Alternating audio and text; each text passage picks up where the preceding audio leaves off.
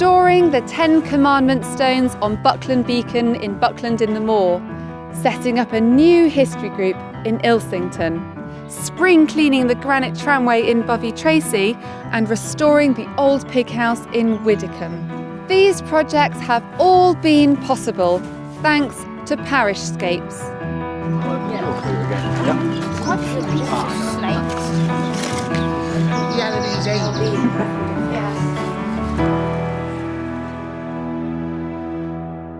Parishscapes is a grant programme which supports and enables local communities on Dartmoor to develop and deliver heritage projects that are important to them.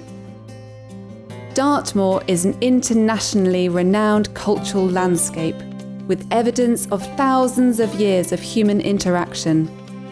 Archaeological remains range from Bronze Age kists and circles to medieval settlements and field systems, and the remains of the tin mining industry.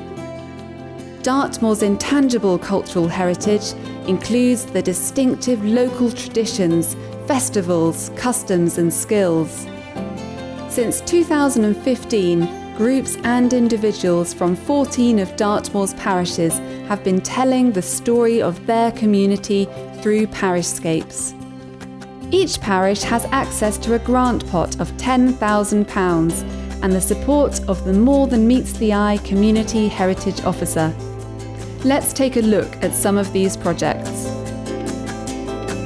Ashburton, an ambitious 5-year research project looking at all aspects of medieval Ashburton.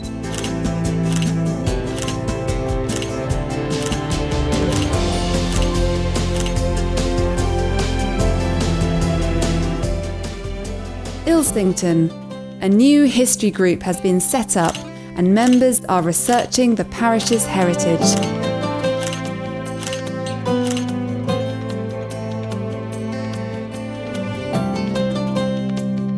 Bickington. Projects have included a History and Archaeology Day and research into Bickington's role in the First World War.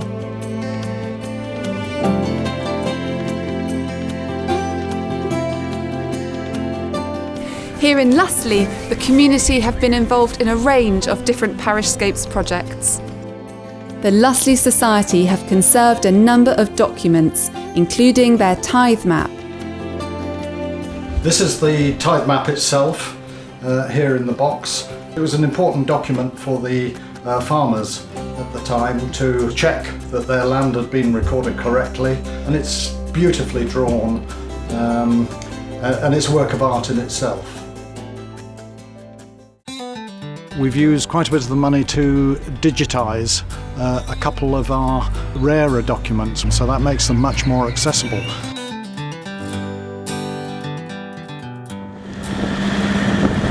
The Lustleigh Society have undertaken a community archaeology project. What we're doing today is a test pitting exercise here on a site at Sandock Cross Farm. We've got local volunteers. We've had a whole range of finds from all sorts of different periods. Well, we've dug this pit. We started off by taking the turf, which is over there, upside down to put it back in exactly the same way that it came out, we hope. And we've been slowly removing the earth and looking for samples. We think we've got a bit of... Show it to our friendly local archaeologists. It might be something. We have a growing base of volunteers that have worked in Parishscapes who are developing skills in archaeology, in historical research, which will help us when the project ends, because we will have a pool of volunteers who are there ready and already have the skills to come and really be an asset to whatever it is we might embark on in the future.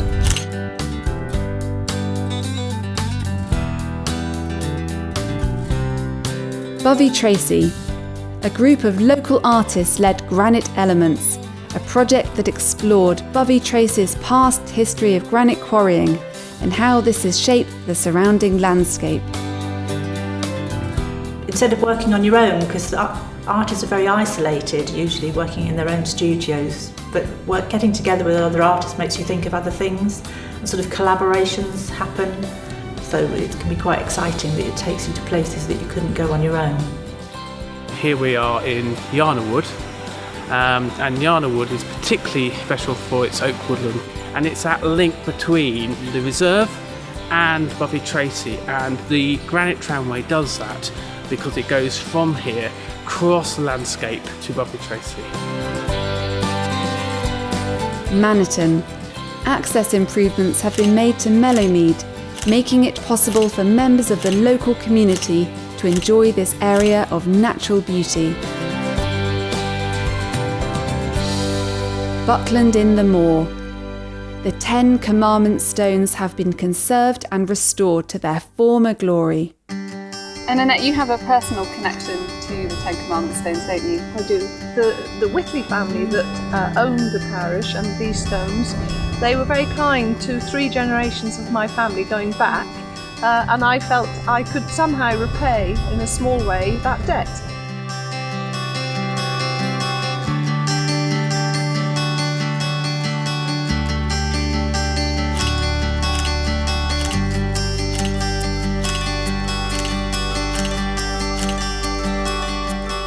Morton Hampstead. Participants in the Life in the Manor of Dockham project have researched the parish's curious ties to the murder of Thomas Becket in 1170.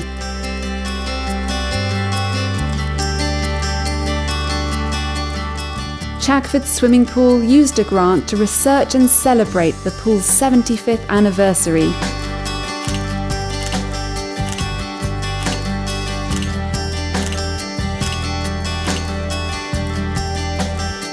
And West Country Rivers Trust have trained volunteers to monitor riverfly along the Tean.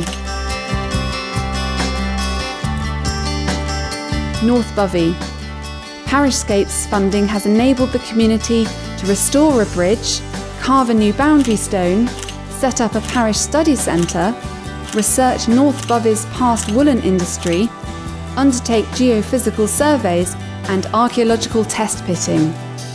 We've done a lot of training of identification of things. I've got involved in several surveys, the Riverfly survey, and I would say the training probably is the most interesting thing, and learning so much and finding out how many different people in the parish and what their different interests are.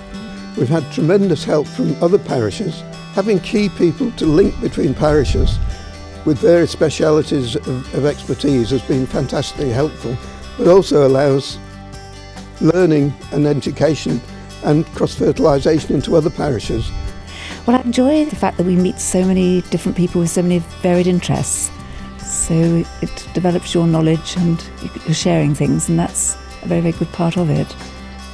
I've been involved in Parishscapes on and off for the last few years, often doing some test pitting, which is fantastic because it gets all sorts of people involved, all sorts of ages involved. And there's a role for everyone, and you come out on a beautiful day like this, a beautiful place, and you never know what you're going to find, and that's fantastic. My name is Jago, and I have been test pitting here in North Bovey. We've found quite a few pieces of slate and a few nails. I think it's really brought communities together and given them a focus on their heritage, on their landscape. People have discovered that there's a new story to be told about Dartmoor, and they're a part of it. And Parishscapes has really helped give that impetus. Dartmoor Forest Parish Council used a grant to create Dartmoor's first micro-heritage centre in a restored telephone box.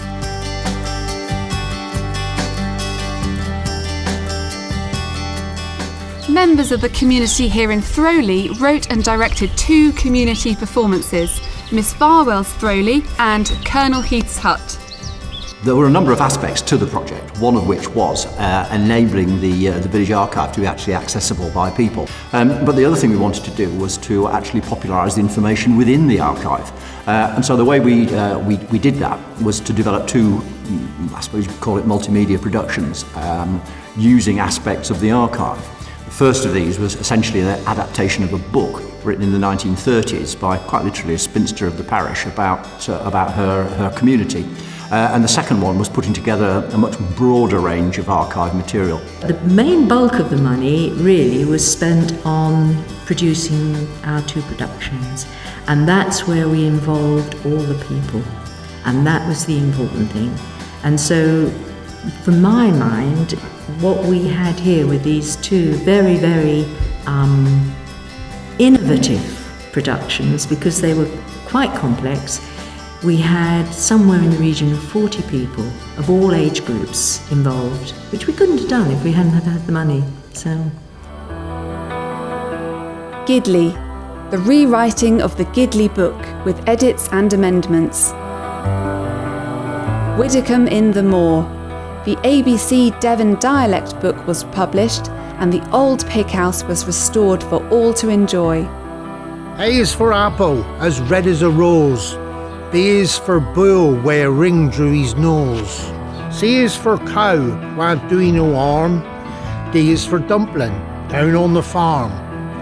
E is for evening, at the end of the day. F is for frolics, with maids in the hay. G is for grandfer, with his old bandy legs. H is for hens, laying their eggs. We didn't really choose the pig house chose us in a way, in that it was donated to us by the landowners. The pig house was here. We wanted to preserve it. If you look on the tithe map in 1843, there is a building on this site which we're pretty certain is this building. So it's been here for 175 years or so. Parishscapes has fostered a real feeling of togetherness in many of the communities.